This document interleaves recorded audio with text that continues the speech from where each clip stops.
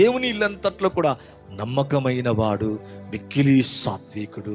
ఒక విధంగా చెప్పాలంటే ఐగుప్తు ధనము కంటే క్రీస్తు యేసు నింద గొప్ప భాగ్యం అనుకొని మరి ఫరో కుమార్తె యొక్క కుమారుడని అనిపించుకొనకుండా దేవుని కొరకు ఎన్ని నిందలైనా ఎన్ని శ్రమలైనా అనుభవించడానికి ముందుకు వెళుతున్నట్టుగా మనం చూస్తున్నాం. ప్రజలందరినీ నడిపిస్తున్నాడు.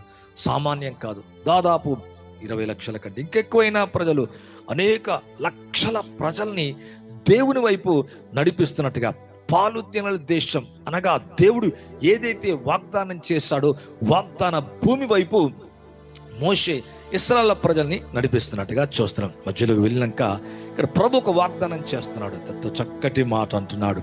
మరి కొంచెం ముందుకు వెళ్తే అది ఆ భాగం మనకి ఇంకా చాలా చక్కగా అర్థమవుతుంది. మరి 12వ వచనం చూస్తున్నాం. 33:12 మోషే యెహోవాతో ఇట్లా చూడుము, ఈ